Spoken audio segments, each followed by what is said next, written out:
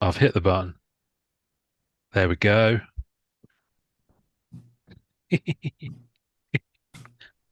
I'm just rereading what I've written. This is crazy. I've got no idea where I went or why I went there. But anyway, hello, everybody. My name is Ian Taylor, and you are listening to the Marvel Card Collectors Podcast, your weekly digest of hobby goodness. With me, as always, is my co pilot in all things Marvel cards. Someone told him it's the most wonderful time of the year, and he replies, Bah! Humbug! Oh, but he was a tight-fisted hand at the grindstone. Scrooge, a squeezing, wrenching, grasping, scraping, clutching, covetous old sinner. Then he gets visited by the ghost of Christmas cards. And then he is prone to shout, I am as light as a feather. I am as happy as an angel. I am as merry as a schoolboy. I am as giddy as a drunken man. Merry Christmas, one and all. From your good buddy, Norrin. That was nice. And I'm spent. That was good. That was good. That was good. I was a schoolboy and a drunk all in one fell swoop. You were. I went. That's OG. Multiple lives. That's OG Dickens. Yes. Quotes. Dropped in. Yes. Dropped in. I felt him. It's got to be done. Obviously, it's Christmas. It is. The man, Yeah. I don't know how you do it every week. I honestly, I don't either. I'm wasted impressive. in this job. Are you talking to me or no? By the way, yeah, I was talking to you. Yeah, he's talking to you. I thought he was talking to Norrin. No, I thought he was talking to Norrin. He goes, "How do you put up with him?" Never mind. Anyway, we have our guest from last week, who's also here this week. You saw him last week if you watched the video. You didn't hear him if you heard the audio. You heard us talking about him. Ladies and gentlemen, welcome to the Marvel Card Collectors Podcast. Webby, otherwise known as Wesley Webb. Thank you very much. Very nice welcome. To be here. Welcome. It's nice to be here. Now, I should mention at this point that you are not alone. Am I right? Not alone. You're not alone. So, yeah.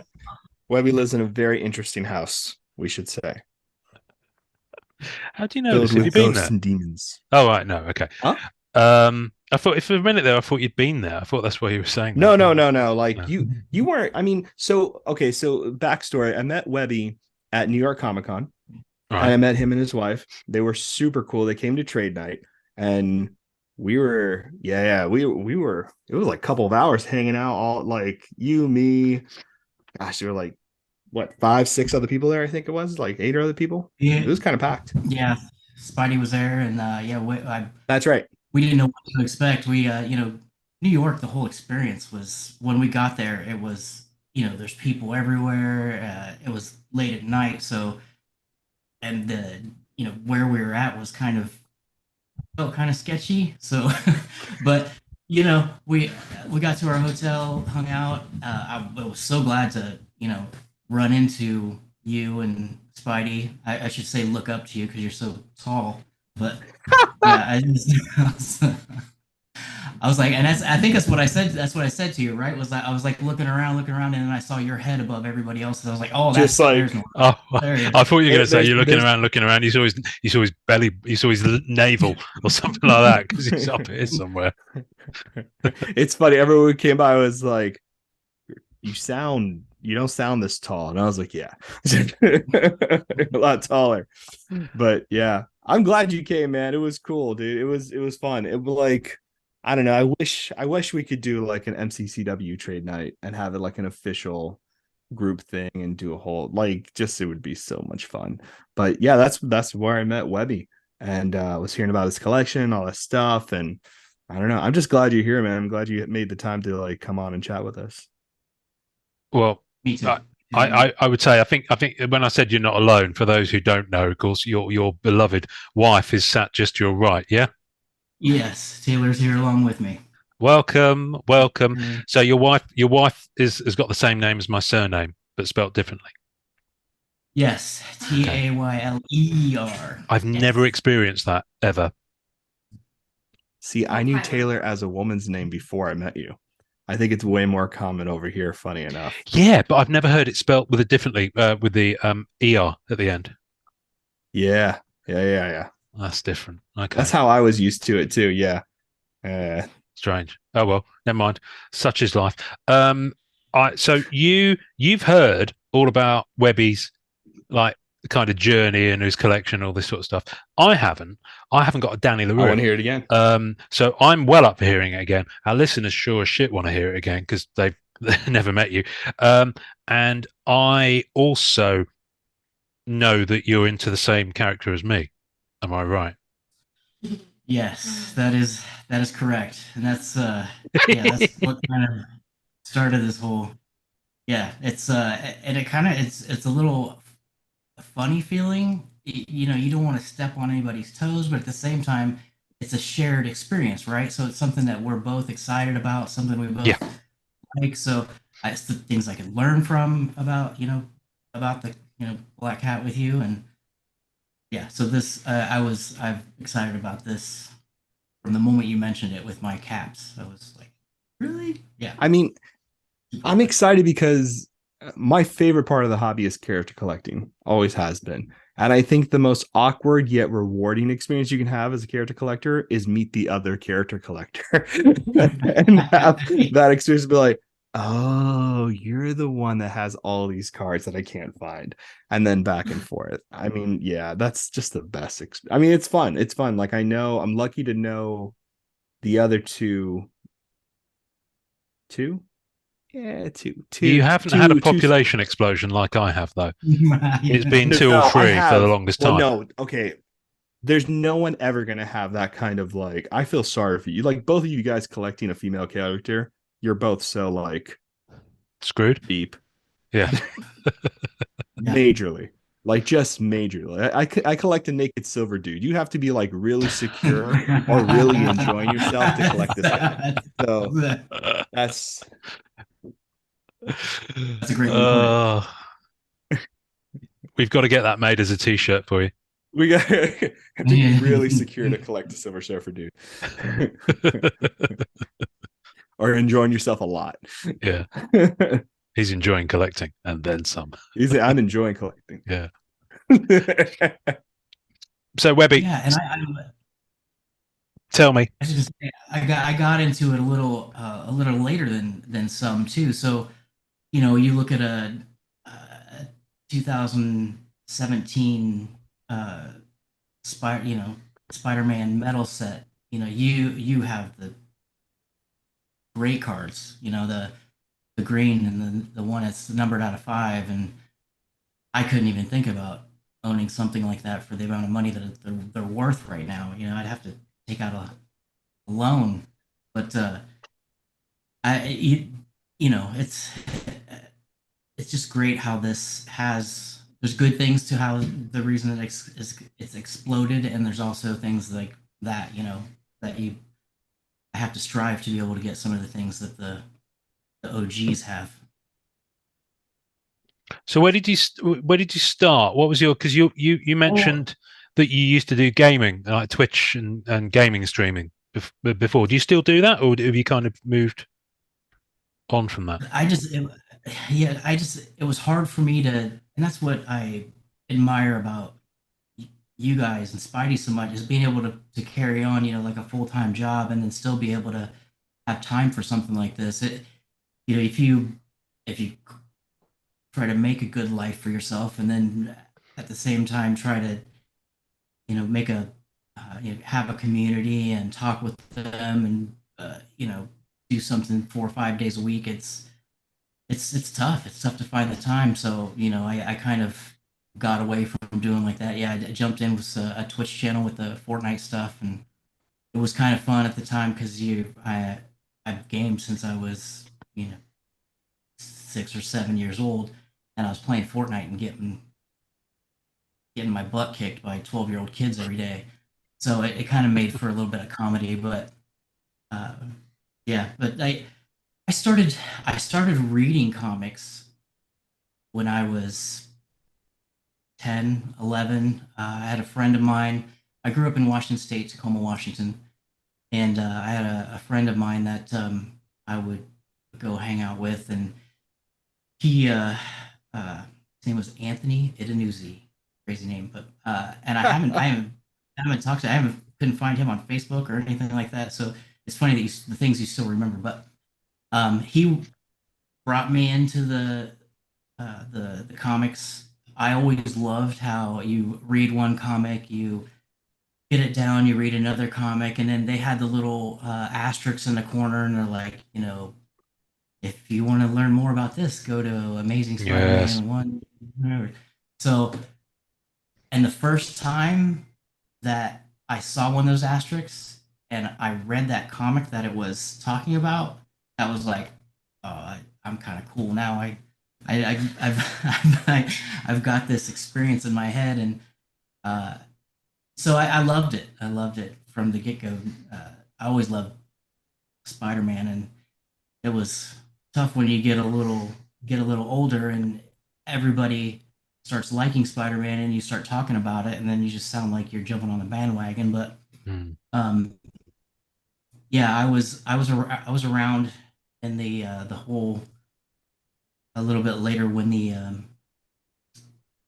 Craven's Last Hunt came out, and I read, got into that, and then through the whole McFarlane uh, issues, and then I kind of out of high school, you know, life happens. You get kind of into your everyday stuff, and you get away from it, and but I I started working at Blockbuster, of Oh, all yes. places, and I can remember going to going to work, and at the time, I was right around the time that that DC with Michael Keaton came out with his Batman, and I was so upset that Marvel didn't wasn't coming out with movies. Like, what are they? When are they going to jump on board? What are they doing? They're missing the boat. So, and then we jumped to now, Where they uh, own the boat. Where they own right? the boat. And part of that They ocean. own, yes, yes.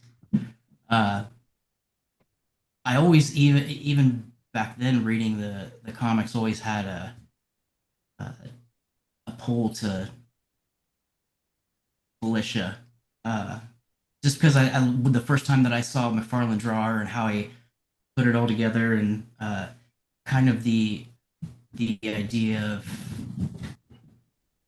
Peter Parker and her, and I don't know, I always liked it, and then as I got a little older and got into my boss was talking about sports cards one day, and then I got on and I was checking up on some sports cards because at the time, stuff was happening with the sports cards. It was exploding a little bit, and then I run across not the, but Spidey's channel, and I watch him open a couple things, and I'm like, wow, they got cards for this, So then I jumped on to ComC and got my first. At the time it was before everything really blew up, and I think I got my first red 2017 red uh, AMG Black Cat, and I think I got it for like $70 or something. Nice. So that I mean that's the prices have gone down a little bit, but I was super excited from then going forward, and yeah, just been putting together little things here and there, and it's a lot of fun. We went to Comic Con, and that that's a whole another experience. I Taylor will tell you there was a time I was walking around, and there's people everywhere, and I had this rush of, I don't mean to get all mushy on you guys, but I had this rush of emotion, and I was like, I'm with my people. This is really cool. So, Mm. um, yeah, it's it's been a lot of fun. There's been some adjustments here, but it's the other thing is like meeting you, Norrin, and talking to you. It's most people seem, and the trade night, most people seem like they're so so nice. I don't know if I just ran into a good 4 or 5 people, or but everybody seems so welcoming, and uh, it's it's a great hobby to be in right now. That's for sure. It certainly That's is. nice. Yeah. Certainly is. I mean, gosh, Ian and I met and hit it off, and started chatting our way, and I mean, I don't know. Like, I know there's like some bad apples, and then like other people who are trying to buy everything and pretending to be somebody else, or other people trying to buy stuff so they get into groups to try to take things off of people.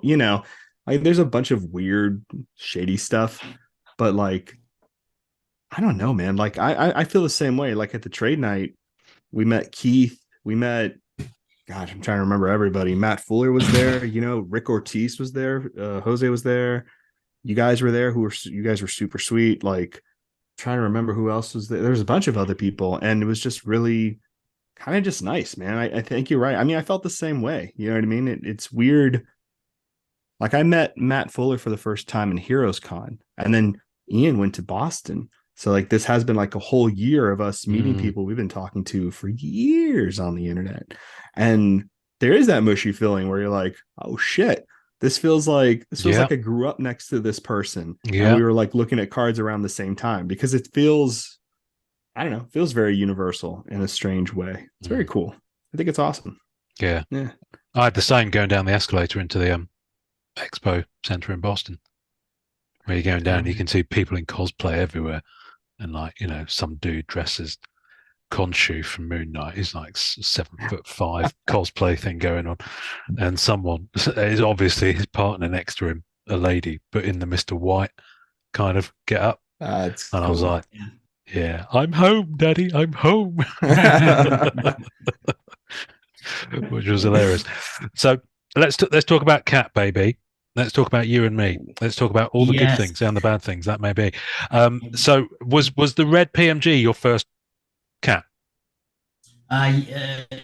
Yeah, that was my first one. Here. Oh, it's got some show and tell. So for those listening at home, get to YouTube.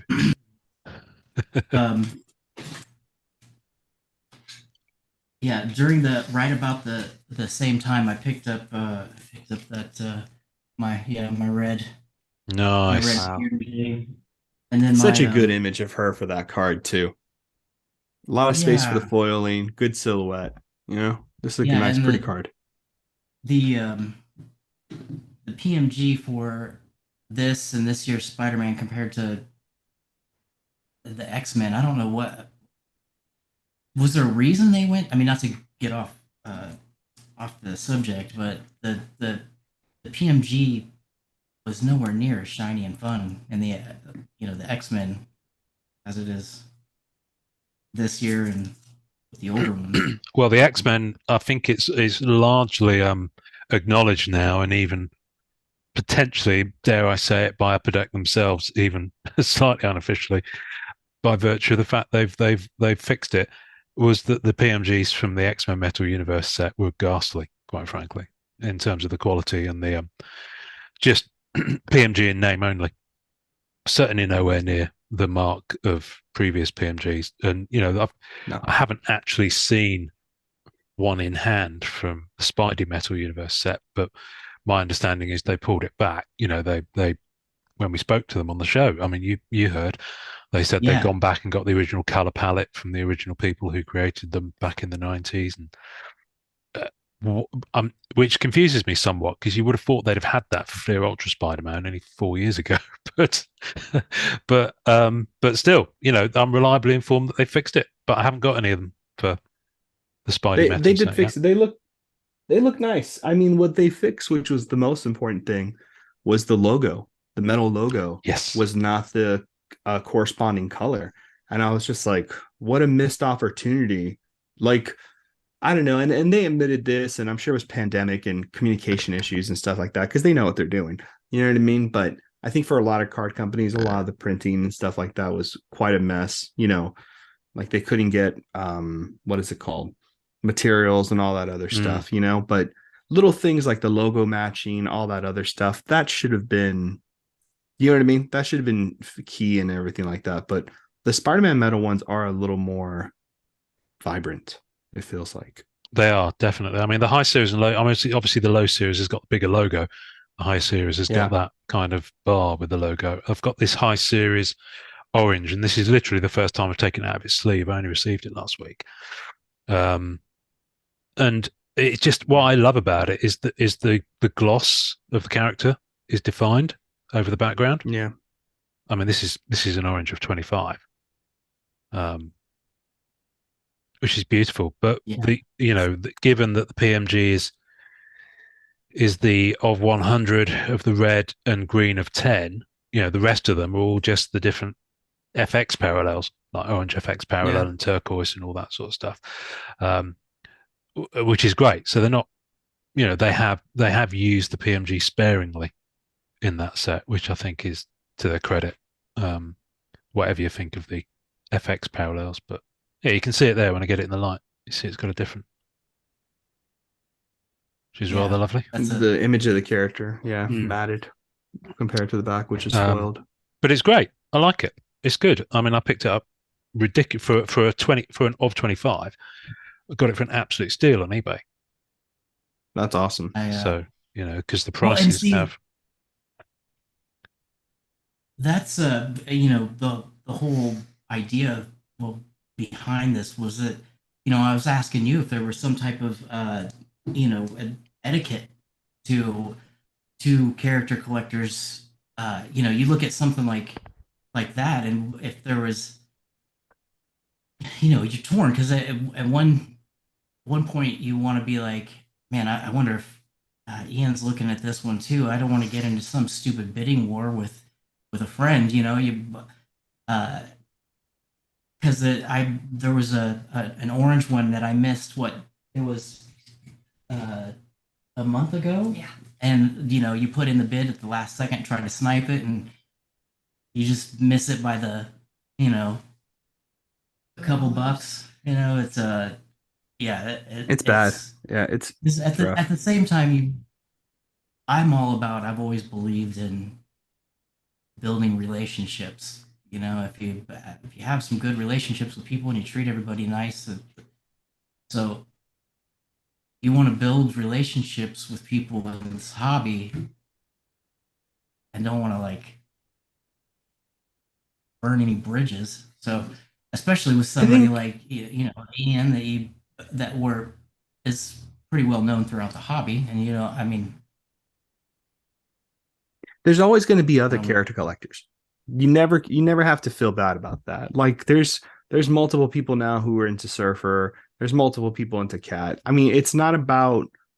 I think it's very tricky. I don't know what your experience has been, Ian, but like the other Surfer collector, that's kind of like a person who has a collection like similar to mine, is Uribo Jordan, Mm, who's very nice, been in the hobby for a long time. You know what I mean? For a while, he had cards that I hadn't had before. So it was very kind of like similar to your relationship with Ian. You know what I mean? Like I was like, do you know where another one is? Like, is there anything? You know what I mean? Or like, mm. who do I have to worry about?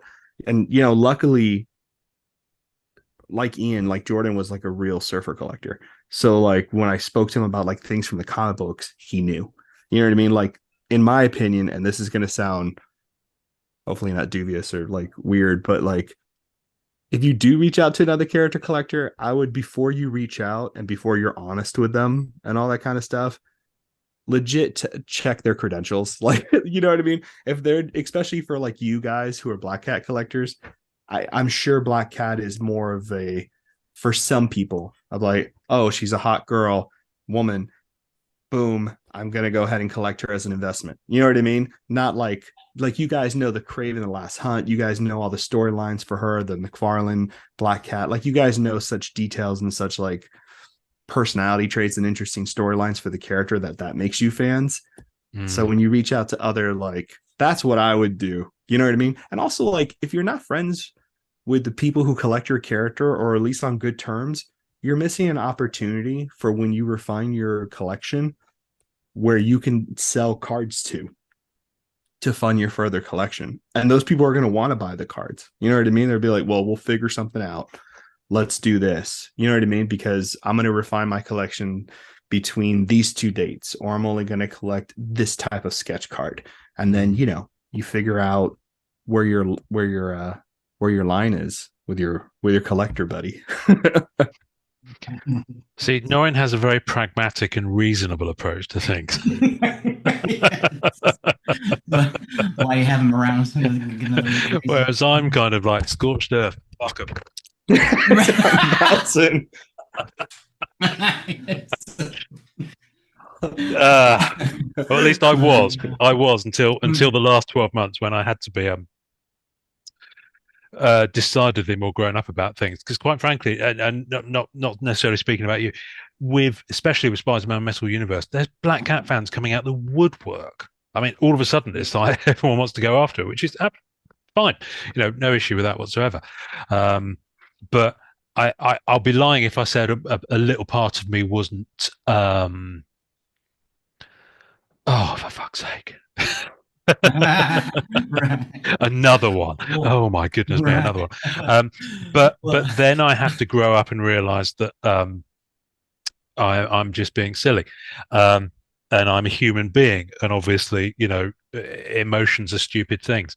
But the one thing I do enjoy is seeing. How can I phrase this very carefully? No. It touches on your point, Norrin, about some people who are in it for maybe different reasons. For when you said, "How do I touch it on this point?" I was like, "Oh shit." But the ones who you know are just kind of like are actually like have deeply kind of fallen for the character, if you know what I mean. Right. They're the ones that you kind of want to kind of buddy up to and kind of hang out with and just kind of, you know, share stuff. And also there's plenty to go around. You know, with the exception of sketches and plates. I mean, you could argue comic cuts, but you know, there's multiple cuts of the character. You know, there's plenty to go around, absolutely loads. So I don't think, you know, there's well, I tell you what I do liken it to. There's quite a few Moon Knight collectors I've seen recently. That's cool. And yeah, and it is cool. And they tell you why I like it is because Moon Knight's always been cool. Moon Knight feels like he's been around forever, but he's relatively new on the Marvel spectrum of things. In terms of when he came in, I can't remember if he came in before or after Black Cat. But well, it he was in the around Werewolf time. by Night issue. I just don't know. He might have been just before her then, because she was July 79. So I have a feeling Moon Knight might have cropped up. Maybe you're right. Yeah, throughout the 70s, Marvel were doing all sorts of stuff, launching new characters and trying them out in things like Marvel Premiere and 2-in-1 and all that sort of stuff.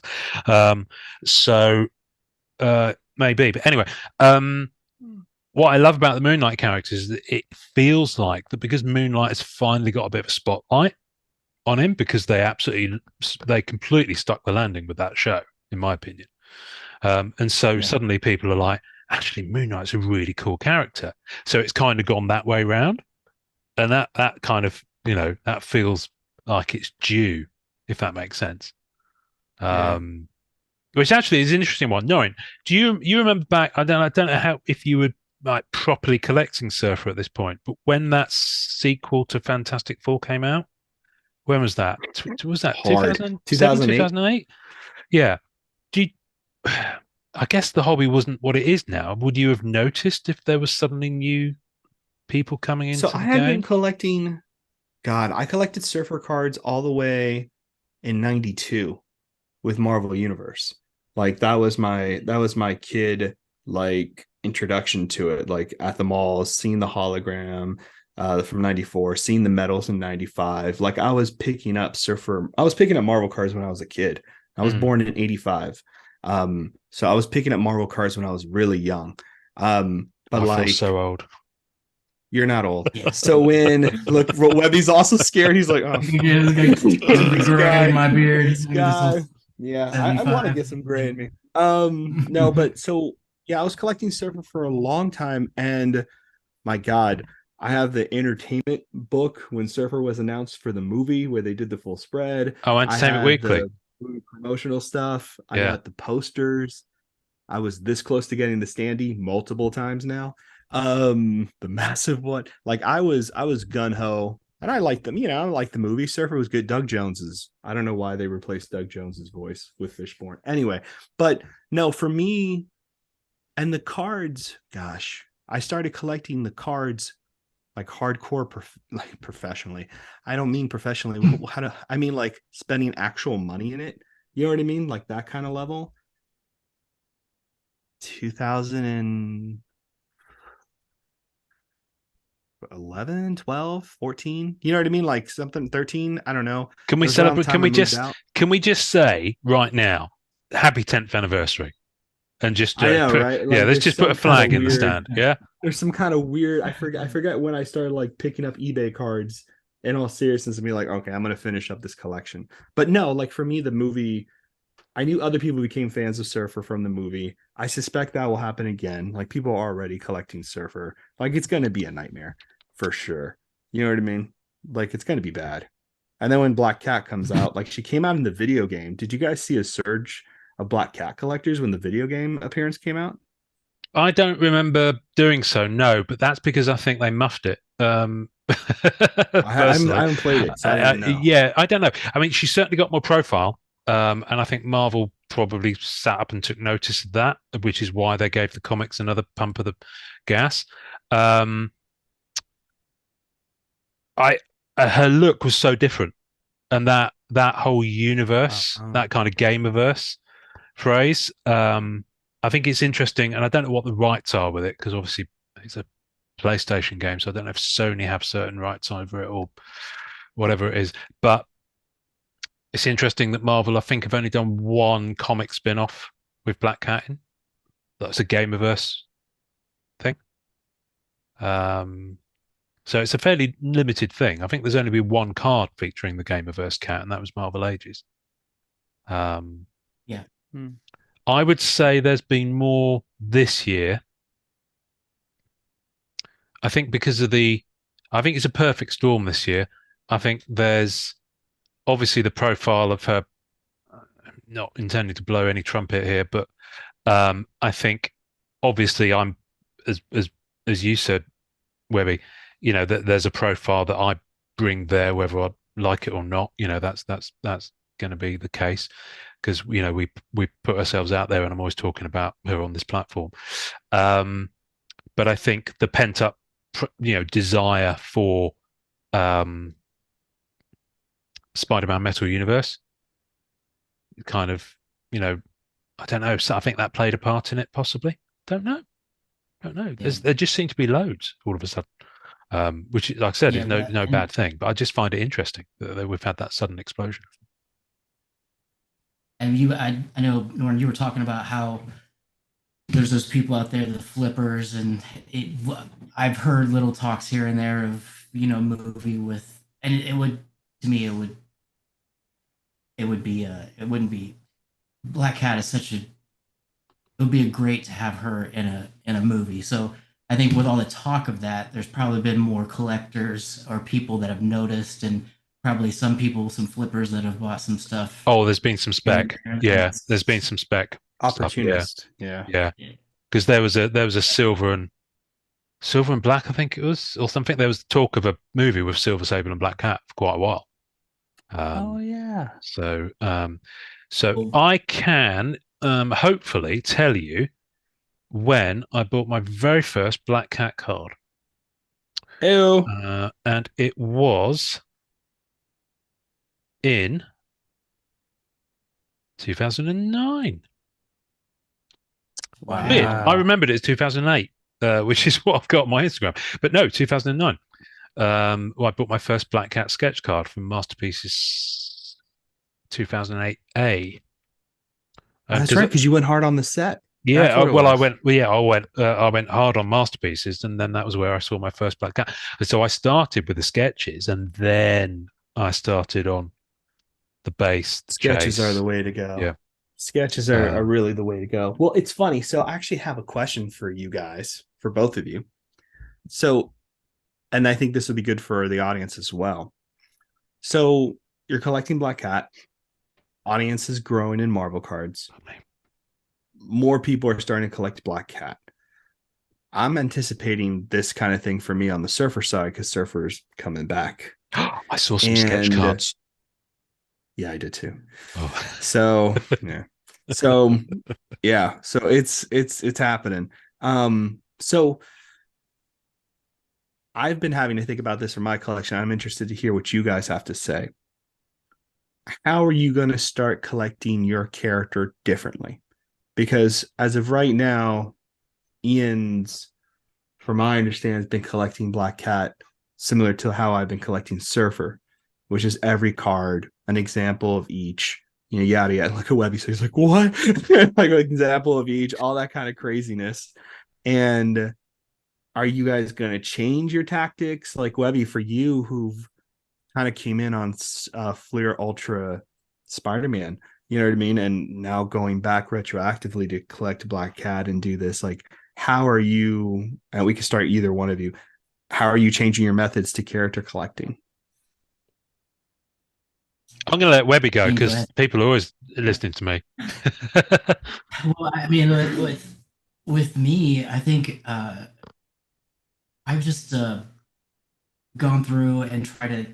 I kind of just really, I'm going to use it as an opportunity to get to know more people and try to see if I can branch out and get some things that I've not been able to get before. I would think like I think my favorite set for Black Cat so far has been the Women of Marble 2 image, Nice. which I did. I've got the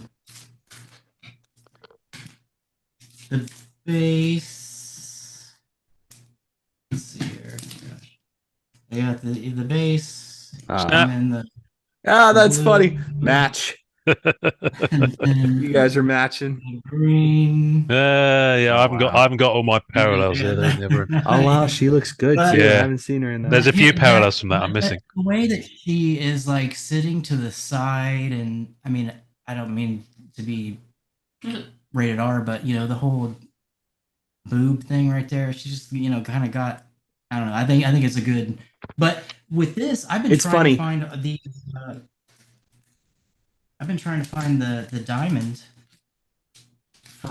Yeah, good. A Yeah. year. Yeah, that's numbered out of 10. Diamonds are tough. Diamonds are really tough from anything from in-house. Diamonds are really tough. Yeah, she has that nice big hair too. My wife and I are rewatching The Nanny, so she has that Fran Drescher kind of thing going on. Oh, yeah. Yeah. But she looks good in the card. But diamonds are tough. A lot of diamonds are tough. People always collect diamond sets. So most of the times the reason you can't find a diamond is because it's locked in a set. It's not like a single card. Right, that's the other thing too. It's like there's all the character collectors, and then you have the set collectors too, which I know you dabble a little bit in too. But so I don't know. To answer the question, I'm probably just going to try to use it as an opportunity. Try to stay as positive as I can. It's tough because sometimes you don't want to reach out and let people know certain things because you're worried that somebody's going to jump in and throw some extra money at it and outbid you. And Ian, I think the thing that started this was I put the comic cut on there on my Instagram that I got, and your comment was, "I wondered who got that." I was like, oh man. Oh no, don't worry about it. Don't worry about it. All's fair in love and war. No, the one thing I will say, I very rarely do auctions, simply because they often end middle of the night for me because I'm in the UK, or something crazy like that. I mean, I do use a sniper program if it's something I really want, but I rarely do them. I usually just wait and see. What's that, sorry? So there's a program? Yeah, there's an app. Auction Sniper. Auction Sniper is the one I use. It's a very lovely thing. My rendition of the program. Yeah. Right. That was brilliant. Whereas mine does that for me while I sleep. See, that's nice. That's Yeah. really nice. Yeah, exactly. I have to stop doing it. And I can't remember what the question was now. What are we talking about? Oh, I'm sorry.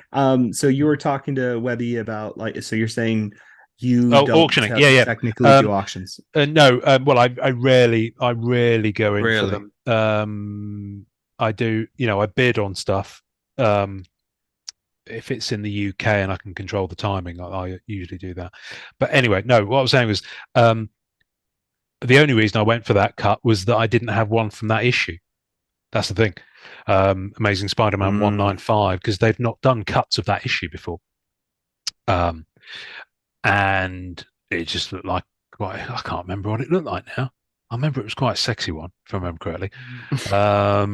But did you see the one that I picked up from Amazing Spider-Man 316? No, I haven't seen it yet. No. Well, I'll get it up on my screen. Actually, no, I can't get it up on my screen because it's no longer on ePack. It's currently being packed and shipped from Compsy to Oh, be that's delivered right. to me. Yeah. Because I just emptied, like literally shook it upside down. You know, when you empty your piggy bank and you've got all the change on the floor, I did that with my Compsy account, and it's all currently being picked up by the Compsy elves, as I call them. But I was, and this is kind of going back to Norrin's original question: how have things changed? I saw quite a lot of comic cuts in this set from Amazing Spider-Man 194, and I was like, well, they're lovely, but I've got some really good ones from Fleer Ultra Spider-Man from that issue.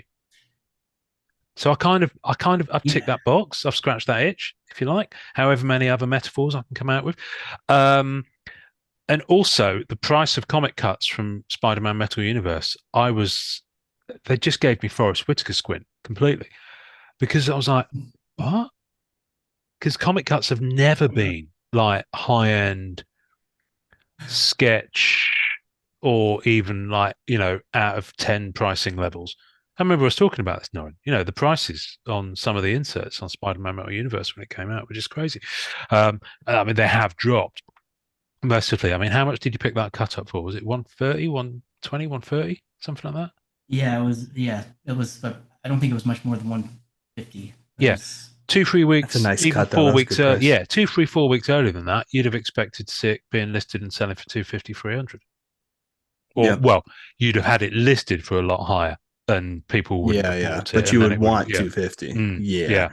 No, I mean, I think it goes back to our conversation about like everyone hoping to like regain the price of the box or to regain the price of a case. Yeah. You know what I mean? It's very few cards should, in my opinion, be at the price point where they get you back The money what you've box. paid for Yeah. for like a box or a case. Mm. Like only the biggest cards should do that. And when I say biggest cards, I don't mean the best cards. I mean just the big ones. You know what I mean? The ones that have the most people clawing at them. You know what I mean? Like that's I don't know. Doesn't make a lot of sense. I know there's going to be pricing's only going to get dumber and people are only going to do ridiculous things, but like Ian and I talk about this all the time, Webby, and I think I mentioned this to you at New York. It's just patience, man. Like it'll take, you know what I mean? It's really stupid patience. You'd be surprised. Any card I've seen, like I got, no joke, crazy true story. I was always into Surfer, and then when I started wanting to build up the Surfer collection, I looked at sketches first, because a lot of like old school character collectors look at sketches and like older sketches and stuff like that. And I saw these two from MCC 98, and they were like stunning. They're amazing. They're beautiful. I saved them on my hard drive. They're still like, every once in a while I go through my hard drives and I keep finding the pictures of these Surfer cards. I'm like, damn, I wanted that back in like 2004, like pre 2004. I wanted this sketch. Do you lick the screen at that point? Oh, you know it. And print them out. I actually printed out those cards and kept them in my book because I was like, oh, I really do want these cards eventually. 10 years later, the guy sold them to me. The two that I had been looking pre 2004, he sold it 10, like it was like 2000, early 2000s. So more than whatever, how many years that is, because I'm terrible at math. But eventually I got them. Is it worth all that? Probably not.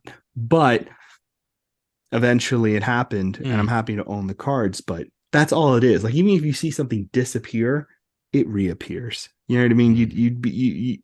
The stuff that really vanishes is the stuff that you probably weren't supposed to see in the first place. Does that make sense?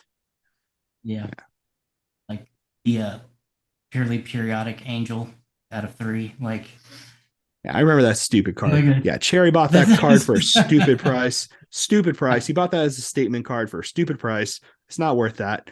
And then someone else bought it for half that price and then built the set.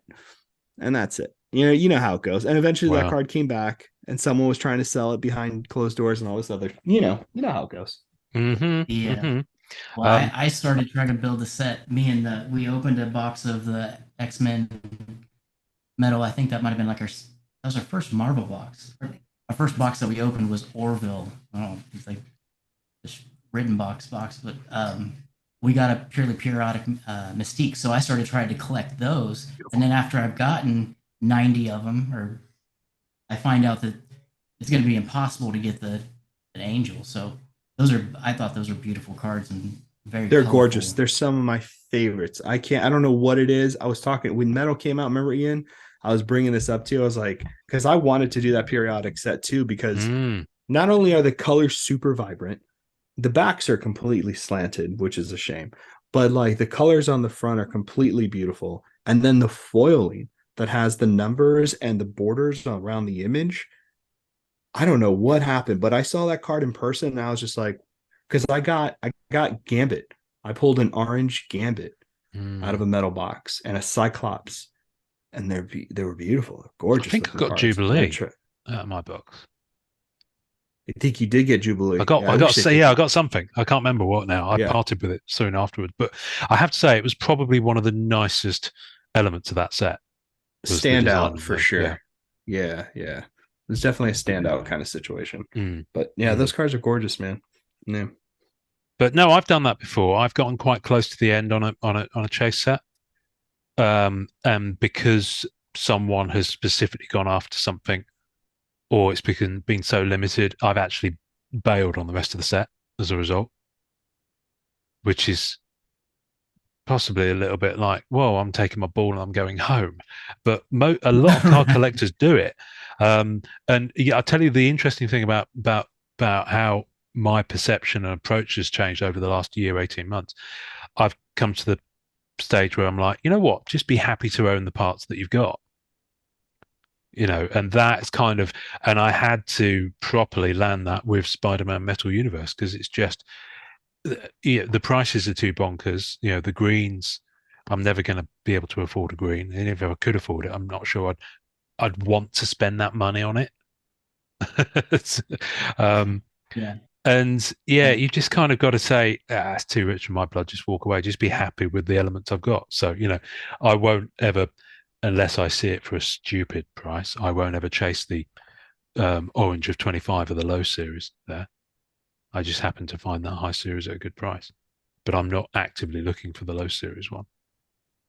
So, I've turned down a card multiple times now because I couldn't get my head wrapped around paying the price that they wanted, which was the Silver Spectrum Auto from MM16, the 1 out of 10. Like I have the Alpha What If, which I love. It's a beautiful card. Like I'm super happy to have that card. And I have other cards from the set, but I've passed on that card 3 times now, because I couldn't wrap my head around paying the price for that card. And most people will now be like, man, 1,400 was cheap. You should have grabbed it then. And I was like, I couldn't bring my head around. And it's tough, Webby. Like, and for other character collectors out there, you're going to realize like certain cards for your characters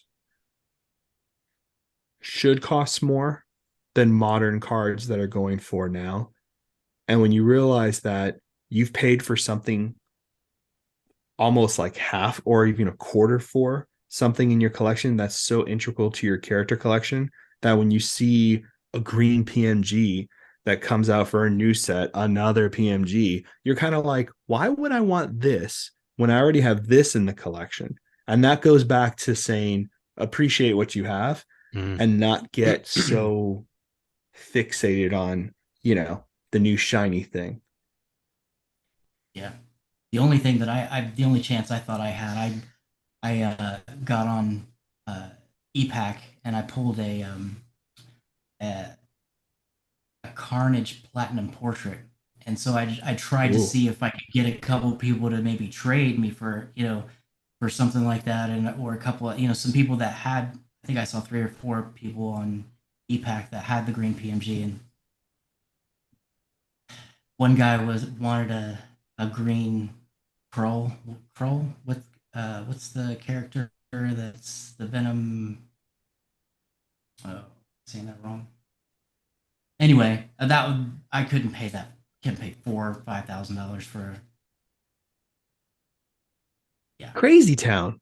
That's Absolutely. crazy. That's not Mm. worth it because you can buy original card art for that. What is the point of that? That doesn't make any sense whatsoever.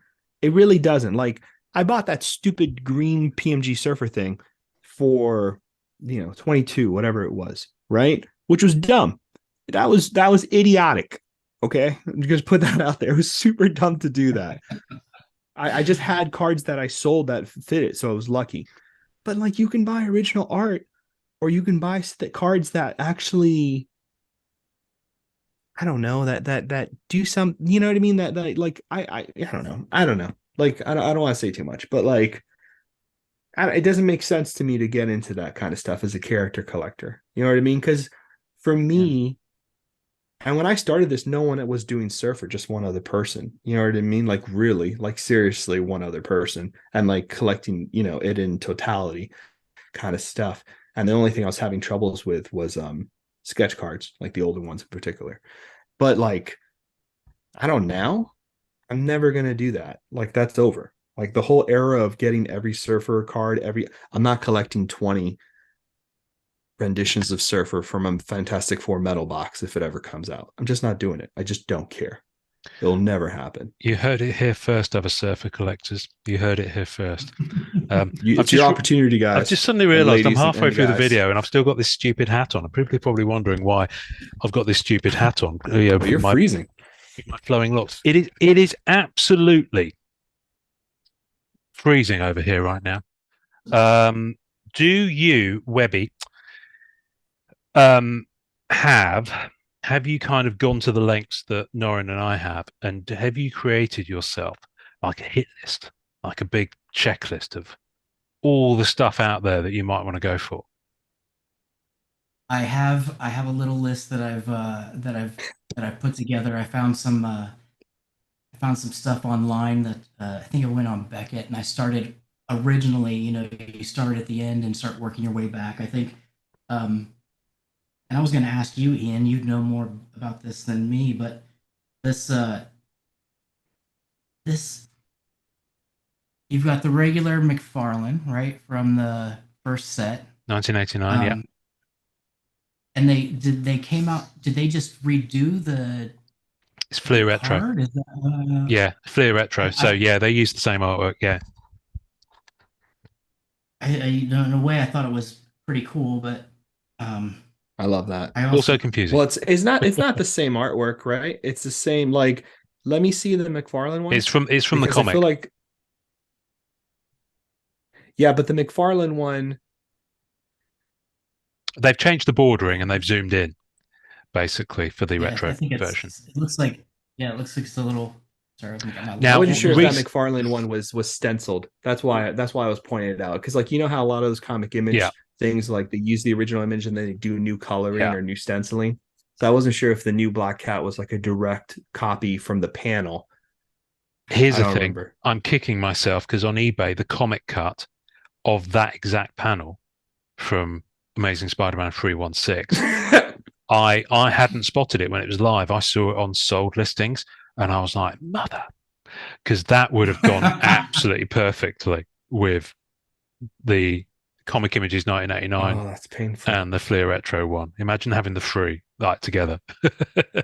Yeah, um, that would be but someone's got that, not us. yeah, but that would be amazing. But That's hardcore. yeah, and there's some of Damn. the stuff I didn't even know. Like I didn't even know there was multiples of like I went in the same time I got the red PMG. I got the and I got lucky and got the alpha of the Nice. EX 13. Um, Very nice. but I didn't even know that there was more than one EX. You know, so you have to do the research. You have to get on and make yourself a checklist and a hit list and hope that it pops up. Find the places. You know, you go to ComC and you can find things Mm. a little bit cheaper on some of it, but Well, well, it's difficult because not your character name doesn't always appear in the card name. So when you're using things like Beckett or anything else, the number of cards I've found, especially in the TCG, and I don't know if you've gone into the TCG realm, but especially in that, you rarely have the character name in the card title. a little bit. But it was one of those things where it was confusing. I didn't know where to start or where to go. So yeah, that's another, you know, building relationships with people that know. And you know, like when we went to this whole trading card night, I really thought that I had spent a lot of money on these cards in the last couple of years. I'm nothing compared to some of these people that we met and people that, yeah, it just I learned so much and it opened my eyes to what's really out there in the comic world, period. But and you're talking about original art, not to get off the subject, but we walked around a little bit, and there's so much great original art out there. And the artists, man, I spent we spent a whole day just going up and down Artist Alley and talking to the artists. And uh, you guys had on a lady that worked at, was it Marvel? Renee Was it Witterstatter. Yeah. Yes. Mm. That was a great podcast. Hearing her stories in the 80s and the, you know, whenever she had worked there, that was a really good podcast. But some of the you know, people that are in the hobby, you know, when they get talking, we figure out that they've got great imaginations. And uh, it's just we had a blast. Oh, cool. That's Oh, awesome. I'm so pleased you managed to have that experience because it's especially after the few years we've all had. It's nice to be Yeah, out and about. it is nice. It is nice. Yeah. uh the other podcast that I was going to talk about that you guys that taught me a little bit was about the um saving money, so when something does pop up on eBay, you've got the money for you. Oh, card Because fund. in the Yeah, yeah. beginning, yeah, in Card the fund. beginning, you know, you just start buying stuff and putting together different sets, and you have to streamline it. There was a there I don't have the blue PMG to the red set, and one popped up, and I was like, I just spent that 3 days ago on something that I'd like to have, but not like I'd like to have that, you know. Mm. Yeah, I do. What is it? I have a stupid little book thing where I keep track of like what are the major things I'm still missing. Oh, you're So old school. You write it down. I write it down. just in case they come after me. You know what I mean? I told Emily where to light the match and just light it all on fire. But like I have like a want list. I have like different things I consider like are big for the collection. I got people's names in here who I know are holding cards that are less than 10. Like little things like that. Like you start getting deep into the weeds with this stuff. Like I'm on, That so this is something fun to Yeah, share. that's scary. This is like the printing plate hunt I'm on. So this shows like all the printing plates Surfer has. And then I mark down which ones I know where are they at and what I have and who has them. Nice. Yeah, I do that. uh, Now, plates is the one thing. Webby's like, oh, these guys are crazy. I gotta go. Plates is the one what I was going to thing. say is it's different from what a little black book was in the 20s to what it is in the Is that a little black book? Emily, my wife has nothing to worry about. I'm definitely that meme. I wonder what my husband's doing. I'm just looking at my surfer cars like, I never had a little black book. I had a little black book. Dating myself. I was dating myself at the time. Pretty much, yeah. I'm gonna buy me I this surfer card. I can't remember. I was going to say, yeah, plates. Now, plates is the one thing where I'm pretty without roof, because they're never going to pop up again. I don't think I've ever seen a plate that I missed resurface on the market. Really? They're that popular. People pick up the plates like. Yeah, but because people who plate collect do so for different reasons. There's a major plate collector in Australia who's Andrew Morrow, lovely guy, and he's super got some awesome, really like high-end just a marble nice plates. dude. But he won't compromise on his goals. So what he will do, he will trade them for plates he wants for things that he's moving on. So he's moved more onto Star Wars now. I mean, he's still got some great Marvel plates, but he will want to trade them, or he will sell them for top dollar because he's got plates that command that. So from sets like Masterpieces, and a few from Premiere. Now the one thing I will say is people sometimes misunderstand how to price plates. Masterpieces does not equal annual in terms of the prices that the market will bear. Yeah, people are crazy. People lost their minds. It is interesting, but the one thing the one thing I will say is that because I have a master spreadsheet, I call it a master spreadsheet because I'm that vain and proud of it. But no, it's taken me about 2 years to build it, of almost every Black Cat card, sticker, and trading card game I know to exist, and I'm still finding stuff. Can I get a copy of that? Yeah, you might be able to. You might be able to. Webby's like, how's that going? Taylor, avert your ears. Taylor, avert your ears. Slide into my DMs afterwards, dear boy. But I know from that I own just under 50% of all the plates ever created for Black Cat, simply because I've tracked them. I love it. That's awesome. But this is the one thing that bugs me about the way that Upper Deck now do the plate set achievements, is because it means that only one person can touch that kind of rainbow experience if they're going after the character. So basically it means for a character collector, it used to be that you could maybe have a plate from a set of 4, and I could have a plate from a set of 4, and we'd have a rainbow that included a plate.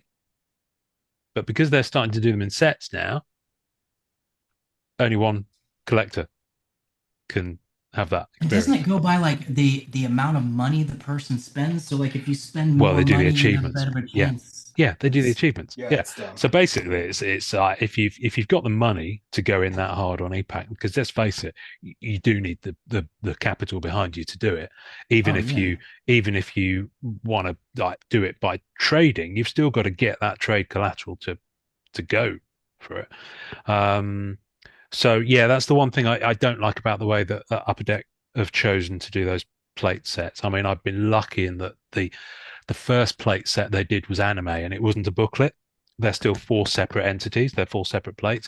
And the person who got that did eventually come to terms with me, and I managed to acquire that. But the ones for Spider-Man Metal Universe, both of them are still on EPAC. I know both the collectors who have them. Hats off to them. They've got deeper pockets than I, and they managed to chase, and those are the ones they pulled. Could I afford them if they put them up for sale? Probably not. But if there was one of those plates out like in physical product, and another one on EPAC, and maybe another 2 in pack walls, depending on how they do it, chances are that someone's got a chance to obtain one. So that's one thing that does bug me slightly about that. I think that, not just from my point of view, from a Black Cat collecting point of view, but just generally for everyone out there. I think, taking those plates out of Gen Pop, as the prison people talk, apparently, according to the movie. Taking those plates out of Gen Pop, I think is it's nice for your repack system and it's nice for that, but I don't think it's very good for the collectors, personally. But Yeah. And the, I admit that I'm biased in that view, but hey. talking about the anime set, that's so when I first met Taylor, that's where she was all about anime. You know, she would love watching anime. Period. She's started to try to put together a set from the Marvel anime. We've opened up a box, and I think we've got the base and the what's the second one? The Hyper base, Mosaic, hyper. I think it's Hyper Mosaic. We're on the new moon. No. Mega Moon. Oh, Mega Moon. Mega Moon. Yes. New Moon. Did I just have a Twilight reference on there? Twilight ref. Norrin will start sparkling in a minute if you're not careful. Right. But that's one thing I have been lucky with is that it's not just me, and this is something me and her have been able to share and have some fun with. She does, like, when it comes to the comics and reading the comics, though, she likes some of the darker stuff, but I have been lucky in that part. Been fun to do with some. This is Have a wonderful. buddy with you. You've That's got- awesome. You've got a wing lady. I do. A wing lady. A wing lady. How long Now have you you two been guys together? A little over a year now. Yeah, we've been together. Wow. Awesome. A little over a year. Awesome. Yeah. Awesome. You've got a See, keeper. now you guys can like sleep in shifts and check blue dots on eBay. You know what I mean? So That's- like she goes to bed for an hour and then you won't miss anything. That makes sense. We have good. several alarms set. Oh, Perfect. yes. A like good that. system. Or That was like a hilarious. team like Whaler, Wes and Taylor. I love it. Okay. That was an image. Thank you for that.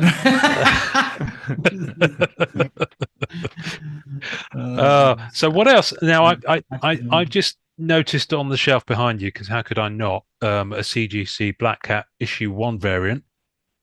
yes, that one's probably my with my the favorite milk bath. Is one. that Marco someone did that one, if I remember correctly? Who's the artist? I thought it was.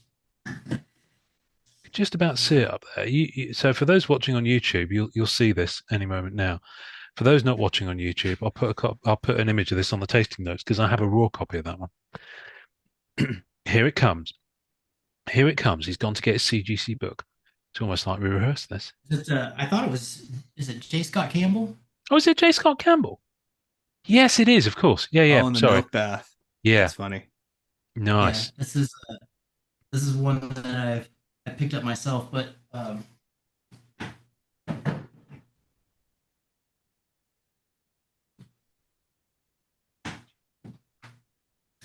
Oh, here we go. Oh, lovely. So is that signed as well? Wow. Very Yeah, this nice. one That's really Signed. cool. And then she got me this one too. Signed. I got the. Oh, I got- nice. Very nice. Very nice. Yeah, she's a Wow. supporter. An enabler. That's cool. more An like. enabler in the household. That's the way you want it. This is what we like. No, and you've not done too many in the CGC books, have you? You got did you have an issue 1 Silver Surfer? Did I see? Yeah, so I have. Yep. Hold on. Yeah, so I have a issue 1 Surfer. And then I recently just did All Sorts. There you go. Very nice. Very nice. So That's for what I those, need. there we go. So a nice display cabinet there in Norrin's office. I'm just looking at their Silver Surfer 1. What's the one on the right? Is that Surfer Black? No, that's I did have a Surfer Black. That's Mando number Oh, it's 1. Mando. Sorry. You've got a remote control for the lights in your cabinet, in your display cabinet. Yeah, 'cause I'm awesome. That's next level. That is absolutely outrageous. Oh, I see. That took There a we while to go. install. Yeah, but so I got Mando 1, and then there's Surfer. So those are just the two, kind of just the main collections I'm doing right now. So I just got those 2 books. probably the next books I'll do is what is it called? Is the I have the trio, so I'm kind of screwed on the whole first appearance thing. So I gotta do Mm, 3 books, but I don't know. I'll wait. I'll see if I ever do that. I'll probably just work on upgrading the one Surfer one to like a higher grade yeah. and just go from there. And then maybe do 48 and 49 down the road. But I'm not really interested in having to have everything. I Mm, did that with the cards, and that's my main collection. That's what I'm happy with. yeah. You know, Yeah. you gotta draw the line somewhere, man. You have. Otherwise, you're buying this stuff forever. So last week we could see you, but we couldn't hear you. You had a Black Hat T-shirt on. Is that a professionally made one, or is that something you did yourself? Is that homebrew? No, I found that online actually, and I think it Nice. was I think it was just professionally made on the site. Yeah, I'll I'll slide into your DMs and send you Oh, oh, the dear, link. dear boy, dear boy. I'm No, sitting right here. because Okay. I don't. I've never been able to find one, but I guess I'm just looking in the wrong places. So There's like Yeah. the official Marvel shirts are expensive. Like they're stupid expensive. yeah, yeah. No, It's I had a tough. good look at the Boston Fan Expo, and there were a lot of T-shirt sellers there. Yeah, Nothing it's doing, serious. and they had some Oh really boy. vague characters. You know, I mean, I could have walked away with a Fool Killer T-shirt, for example. That- that's quite niche. I think they even had some New Universe characters on T-shirts, but no Black Wow. Cat. So I'd happily rock a New Universe T-shirt. I've no shame. No, whereas when you end up going into Black Cat and you end up buying things like foreign issues, he says, reaching Oh, for one that he thought was behind him, Oh. but where is the it? TCG stuff, Webby, by the way, is tough. Like if what I would do with the versus system is look at decks that are Spider-Man theme and just look through every card on eBay and what you go to eBay and you look at lots. So you go Yeah, versus system lot of cards and you just go scroll Okay. down through the images. And that's he how I won't need spotted a to. lot of surfers that I didn't He's have. going to get my list. That's I was gonna. That's right. You don't have to worry. I've done the work, so You you don't have to. someone paved the road already. You have a That's mentor. So how about a nice that's French reprint? Oh, that's so cool. wow. And a lot of the That's French ones have covers that are unique to France as well. That's so cool.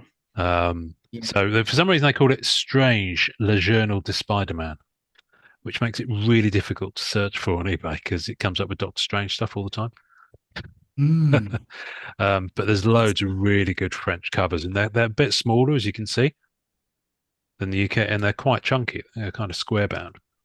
The Um, other thing to know for character collectors out there, know how to spell your character name in different Mhm. languages and Oh eBay yeah, search that sucker. oh So yeah. like Spanish, French, German, like if you know how to spell your character's name and those things, like you put that in the search bar in eBay and you can find all that other So that was fun to figure out. here's the depth of the regret. Here's the depth of the regret and the madness. Don't do it, man. This is This so week depressing. I was searching for there's a set that is a TCG that came out on magazines in Europe, but it also came out in Russia and Ukraine. Okay. It's called Spider-Man Heroes and Villains.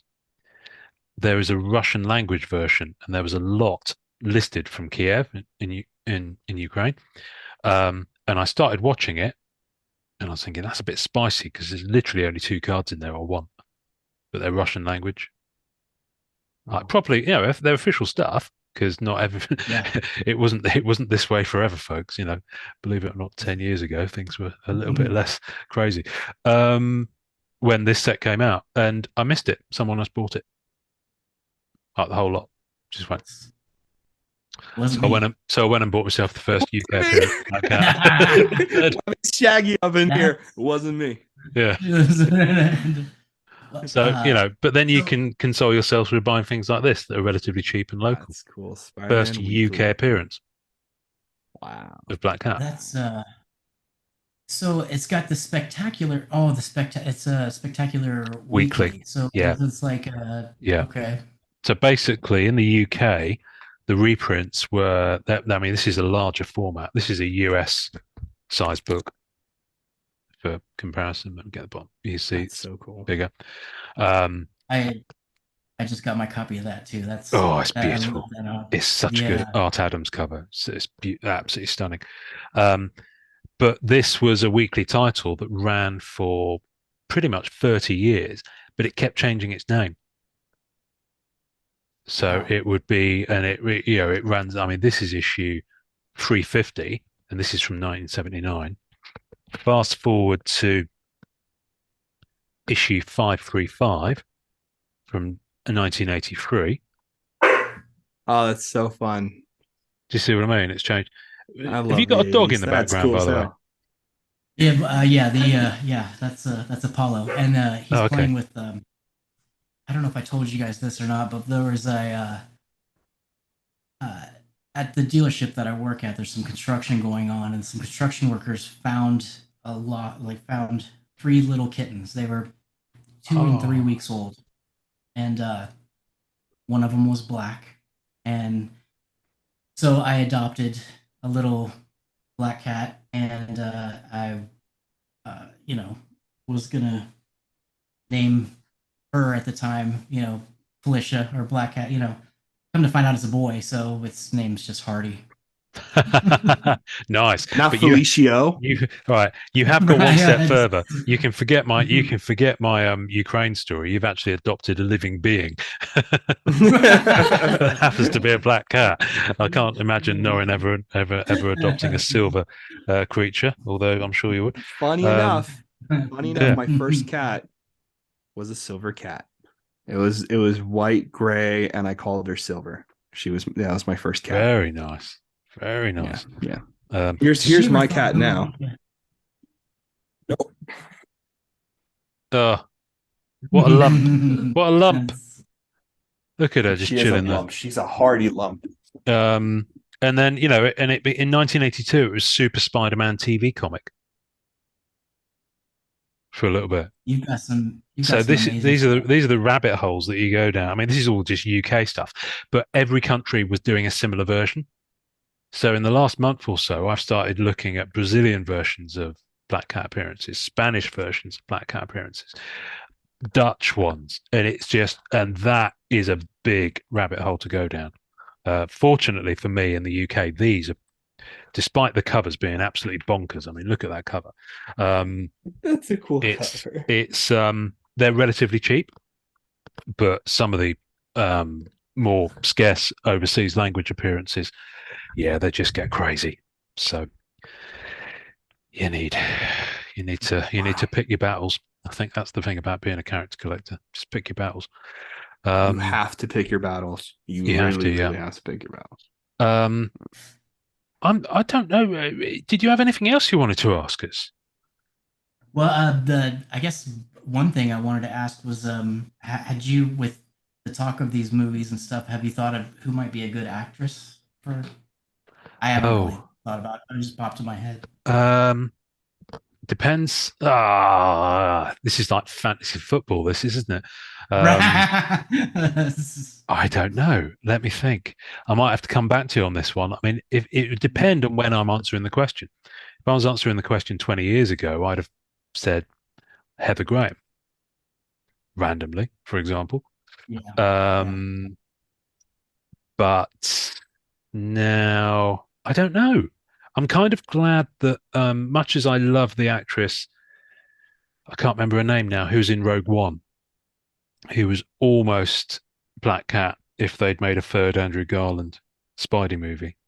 Oh, was that the talk? Yeah, because she was casted. So in the second Amazing Spider-Man film, the one with Electro, she's only in it very little, but her character name is Felicia Hardy. That's right. Oh wow! I do remember. So, I remember that. I didn't know that was. What's her name? The actress. Is it? I don't know. I don't know her name. No, from Rogue One. I should know her name. I just the main saw her actress auto from Rogue One. Around. I'm having a complete mental blank. She's a good one. Anyway, I always like.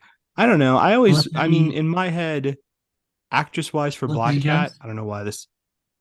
I was gonna say, oh my gosh, Carrie Russell. from the Americans. Kerry Russell. Interesting.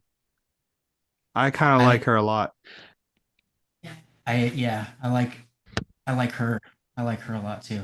I was Like I was if you really saw the excited Americans, about, you'd probably see what I was saying. Like Yeah, if you yeah, watch the Americans, you can tell really that she could probably, you know what I mean? Like she could carry the look, she could carry the attitude and the personality really well. right. Are you much of a TV person, Ian? Or like shows or movies? Yeah. Oh, good grief! Yeah, Yeah. yeah. Americans. We did 2 seasons of them. We bailed after that. But I think it's a great show. I'm just trying to think. Yeah, we're currently we're just watching Slow Horses at the moment, the Apple TV show with Gary Oldman, which is really good. That's awesome. I've heard that was good. I haven't got a chance to watch that one yet. Yeah, it's kind of Felicity like Jones is who that Felicity was. Jones. Felicity There we go. Jones. There we go. Oh, I got it half right. Felicity something. Oh, I don't know. I really don't know on this one. I'll probably have a different answer next week. Once I've thought about it some more. What about you, Webby? At this point, the correct answer is Taylor. I should say. Right. Right. Smooth. That was good. We should have signed it to him though, so he would have gotten extra points for that. But we'll work on that. Well, you just can't see the cosplay that we've used. You keep that quiet to yourself, you know, man. But I have a cosplay of Black Cat too, Taylor. Watch out, son. They're coming for you. Okay? I look great. Right? Well, have you ever seen the stats on the back of the cards? She's supposed to be 6'1" or 6'2" or something crazy like that. Is she really supposed to be that tall? Yeah. Wow. Yeah. I know, but the thing is, I think some of the cards have that's the thing with these stats on the back of the cards. I wish they'd actually check and have a central like repository to go for, because they're always different. So cool. I know. Sometimes the power meters on the server has been pretty similar. Well, power meters haven't changed suppose. too much, have they? I feel like someone was smart enough to keep track of that in some regard. Yeah, I'm just having a look at the back of some of these cards. I don't have them all here. I've just only got a small pocket full of graded ones here, but I'm just trying to find some that I've got. Right, so 1990 Marvel Universe. On the back of that, it says that she's 5'10", but I've absolutely swear I've read something on a different card from a few years after that said she was 6'1", or something crazy like that. Or it might have been in the back of a comic or something like that. So that's pretty tall. Yeah, they're just making it up as to go along. They really are. She's going to be too tall and too much taller than Spidey. Well, she is taller than Spidey. If you look in the comics, that's the one thing they consistently do is she get really? right. Wow. Yeah. Must have climbed that mountain. That makes sense. Yeah. It's Tom Cruise syndrome. I was trying to make Webby laugh. I was wondering, because I was thinking about this the other day. The movie Unbreakable, you know, with the talk of what's going on. They call me Mr. Glass. It was the kids. The first one with Bruce Willis is like one of my favorites. Yes. Even though it's not like a real comic book movie, but it is. Do you guys like that? It's my favorite comic book movie. Well, that's full stop. That's hefty. That's hefty. That was something else I noticed too about like when you get in and you start talking to people that are character Marvel collectors, you also find out that you have commonality, other things that you like too. Like me and Ian had a short talk about Star Trek and that card that you have of Antabon. Ricardo Montalban. The Star Trek, and then with you, Norrin, the love of the bounty hunters, the Mandalorian. Yeah, baby. Yeah, Mando. I was thinking. I think I picked up at a garage sale. Like I think I picked up one of this. It's folded up in my closet somewhere, but it's one of the original stand-ups from the movie when they had the stand-ups where they put in the corners of, like video stores and stuff. From yes. I'll have to pull it out and see if I'll let you know if you might want some interest. You guys want to know something crazy? This is something, Webby, and I don't know if Ian has this because I don't know. Ian, are there any Black Cat standees out there? Not that I'm aware of. So This is crazy. I had no idea this existed for a long time. I've. Who knows what Norrin's about to pull out of his closet? So Yeah, I know. cover your eyes, children. No, but there's actually a Silver Surfer standee. Oh wow, Isn't that's that funny? nice. I had no idea That's this nice. existed for a long time. Yeah.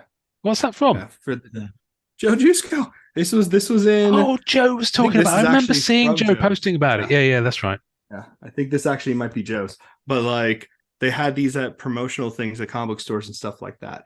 So they had a few different ones. So Nice. yeah, I've been telling a few people to like make sure to keep an eye out because there might be, you know what I mean, one or two standing somewhere or whatever the case may be. But yeah. How do you get like you guys like you get all these some of the relationships you have with the people at Upper Deck and the people from Marvel and Joe Juiceco? It's impressive the people that you guys get on this Webby guy you guys got on the show. Just kidding. Have you guys built the relationships with people over the years for having people on the podcast? How long has the podcast been going? I think there's we're in our fourth year. Yeah, so we'll be That's fourth awesome. anniversary next year, I think. How did Yeah. you guys meet? It was a Facebook website. group. Facebook. It was Facebook. Yeah. Facebook group. Yeah. Great. For I thought you were gonna say nerds. Tinder. Nerds I reunited. swiped left way too hard. Yeah. He does as well. He bruised me. Oh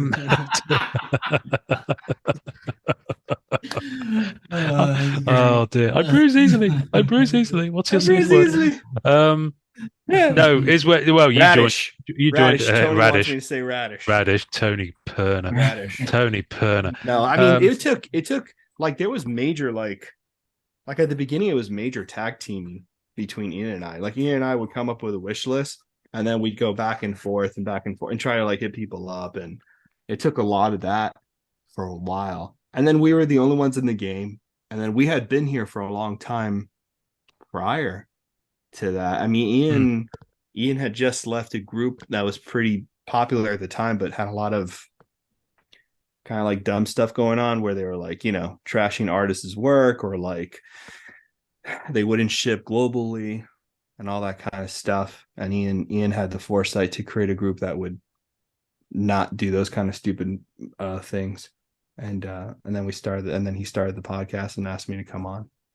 Kind of just right, yeah. One of the first ones to do it, really. Very structured. Me? Are you a very structured person? Yeah, like possibly.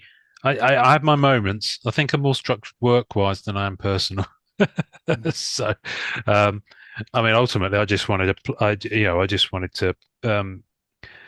I kind of made my own playground where people could come and play and talk about cards because I didn't like the vibe in the other ones that were out there at the time. So that's where it comes to. But no, just in terms of the people on the podcast, it's just relationship building at the end of the day.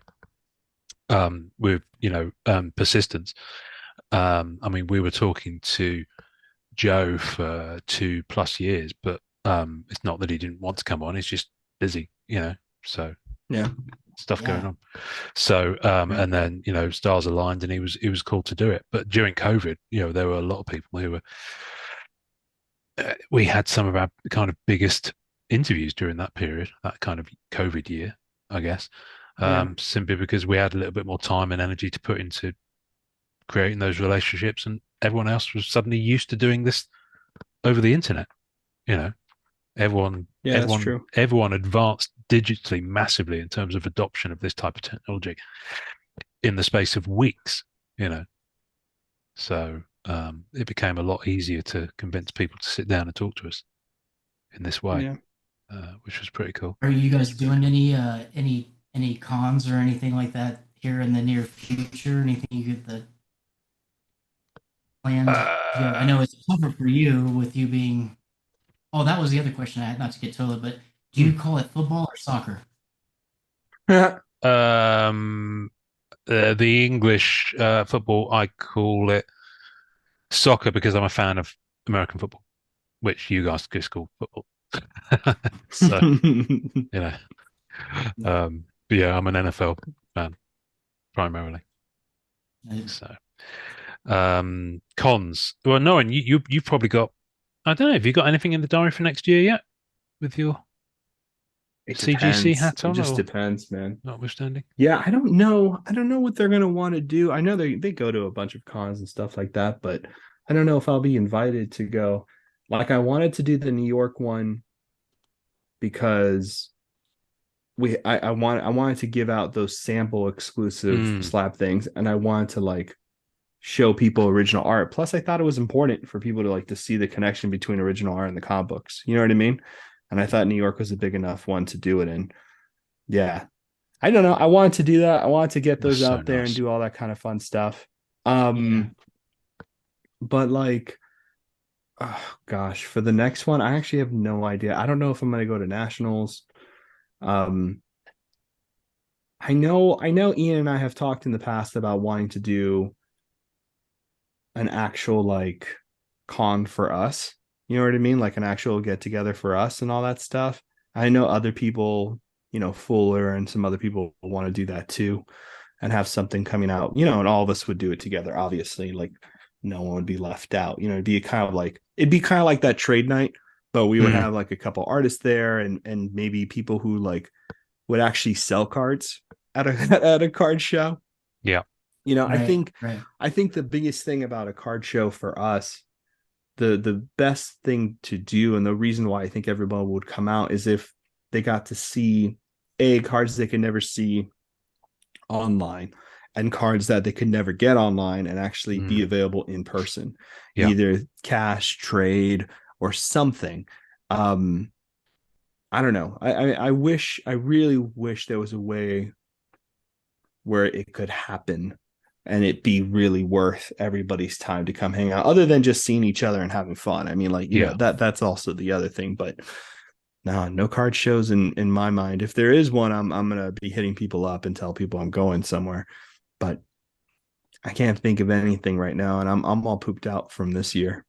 I'm tired of traveling. Pooped out, Pooped out. pooped out. I'm Dear. all exhausted from this year, to be honest with you. Yeah, listen, I'd love to do another one. I mean, I had bigger plans for this year coming than circumstances have allowed, unfortunately. Um, with the economy doing what it's doing, my income's Yeah. taken a big hit this year, so it's very unlikely I'll be able to afford any type of vacation to the States this year. And I really wanted to, because I wanted to do San Diego Comic Con for my 50th, because I'm 50 that weekend. Um, so Wow, I um, didn't realize it was that yeah, weekend. yeah, no, my birthday's the 24th of July, and if I've got the dates right, I think it's that weekend.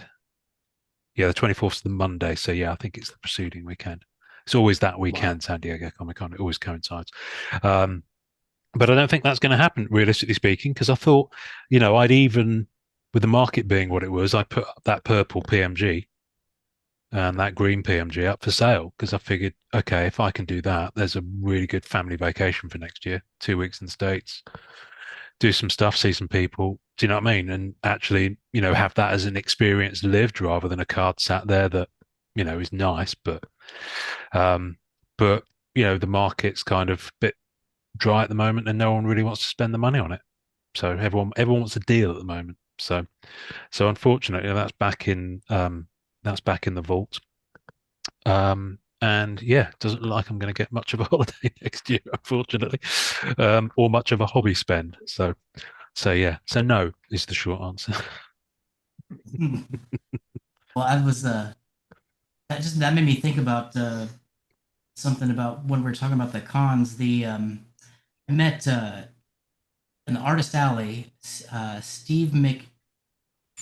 McNiven, Yeah, yeah. and I bought a print of the Wolverine uh, cover that he did. That is a card in the X-Men metal set. The Wolverine where Is it he's Death of coming out Oh, of the Wolverine? nice. ground with it. Yeah. Yeah. I was talking to him, and he had no idea that it was an actual card. Yeah, Uh, yeah, it it just made me think like how much room this hobby has to grow if even the artists don't know that there's cards out there, mm, um, and probably won't know until they see them or they somebody takes a card to them to have them sign or exactly. Yeah, something like that. yeah. We Um, we had the same at Boston. Pankit spoke to him, and Pankit was talking to him about his signature on a card. I can't remember what it was. Anyway, and Steve McNiven said he just signed the labels. He's never seen the finished card because he just signed stickers. I think it was from maybe Marvel 80th or Marvel Ages, one of those that had the Ages. stickers. Yeah, I can't remember. Yeah, he just done the sticker autos and he's never seen the card. he said to me, he was like, cards. He's like, no, I don't think I've ever done any cards. He's like, I did do a Luke Skywalker here like 5 or 6 years ago, and Mhm. so I've been trying to chase that ever since. But um, I just thought it was interesting that, and I did get a print of uh, the Amazing Spider-Man here behind us too, and a couple other things. It was a great experience talking to all those artists. That's for Mm. sure. Yeah, It's yeah. really fun. It's really fun. Do It's you a guys shame. have? I Do you have a favorite artist that, or just? I guess it's probably like pizza, right? There's no real bad pizza, but there's good artists probably Oh yes, switch there here is. and there. There's a place. There's a I place thought in. about that one after I said it. Like, Yeah, no, there's a place in this town that we tried pizza from that I will never darken its doors again. I'm not going to mention them, not that anyone will care. There was also one time when I was in Germany and a few beers had been had, and we went to a place that served pizza chicken curry. And yes, I ordered it, and no, it wasn't good. Um, Artist. I mean, I'm always a fan of Dodson. Frank Cho. I don't think he's ever done a proper. He's done variant covers, but I don't think he's ever done kind of a proper mainstream work on Black Cat, as far as I know. But I met him at Boston Con and got a print off him. Um, and I was saying I really like this book, and I really like this book, and it's great, and you know, um, and it turned, and he was looking really confused, and there's me futzing with my phone, just trying to figure out if I got the right book and all this sort of stuff, and it was all very embarrassing. And about half an hour later, I realised that it was a book that Terry Dodson had done. I was trying to talk to Frank Cho about it. So, well, yeah. I uh, I went to Arthur Adams' booth, Mm. and I I bought a Wolverine print that uh, was numbered out of 25. It was beautiful, and I put on I bought it and I put it on Instagram saying, "Oh, I got this beautiful Arthur Adams print," and then somebody sent me a message that it was like, "No, that's not Arthur Adams. It's somebody totally different." I can't remember the name now, but I was so surprised. Like, what? Why would that print be at his booth unless he was sharing it with something else? But it was. I did Oh, something weird. kind of. It was. Oh, we've all done it. Um, We've all done it. We've all done it. We've Amanda all was done telling it. me a story It's where she presented a book to Bill Sienkiewicz, and he signed it, but he said it's not my artwork. but he signed it anyway. That I think so. Yeah. Yeah. I mean, she'll tell that story That's better than me, awesome. but I'm sure she told us that. But yeah, no, people get it all the time at cons, I think. So, which is hilarious. We should probably wrap up. Yeah. And head for the hills. Are you working today, Mr. Webby? Me? Yeah, Yes. Yeah. Yeah. yeah, I'll be there yeah. in a little bit. Good, good, good. All right. Are you working today, Norrin? no No, Sunday. no. Okay. Sunday for me. Well, the only thing I'll be So- working on is a bottle of port in about half an hour's time with some cheese. So, because So busy. I'm Such a busy schedule. I'm one of those people. I've got a really busy week coming up. Actually, I've got a full week training course that I'm on. Oh wow. So yeah, it's going to be For quite work? bonkers. For work, Yeah, yes, that's- it will give me a qualification. It will give me letters after my name, should you desire these things. So yes, they're paying for it. I'm doing it. Thank you very much. If I haven't said it before, I've really appreciate everything you guys have done for this hobby. I've learned so much from your podcast and just from talking to you. So welcoming, and I don't know if there's anything I could ever do to repay for what you guys have done so far. So Bless you, sir. Bless you. Thank you very much. Well, I'll tell you what you could do. What you could do that would really help us out is, you know how we sign off our podcasts? Yes, I do. I do remember. This is good because now Lord Wesley of Webb is your chance to say to our listeners and end the episode with our customary sign off of the Marvel Card Collectors podcast. So it would be, this is Wesley Webb, Webby, and you're listening to the Marvel Card Collectors podcast. That is good. That is good. That's good. If we were starting the episode. Oh. One more thing. So, and well, I'll edit this in there, so don't even worry about it. So I've got to do the video. I've got to do the video. What are you on about? No, I'm not editing this out. Enjoy collecting. It's going to be enjoy collecting. You just had to record the other thing. Well, I just had to record the other thing, and I remember. Yeah, I thought about it too because I saw the message and I was like, he thinks it's the intro because we haven't told him yet. So we're gonna do it again, and all you do is say enjoy collecting, and we'll be good to go. All right. This is Wesley Webb. You're listening to the Marvel Card Collectors podcast, and just enjoy collecting. Marvelous. We'll go with that. We'll go with that. That's absolutely marvelous. Thank you, marvelous homie. work. Awesome.